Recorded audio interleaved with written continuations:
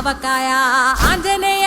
కథ మొదలెట్టినాడు చూడరయ్యా శక్తినంతా చూడగట్టి చెట్టు దులిపినాడు అంజయ్య ఎర్ర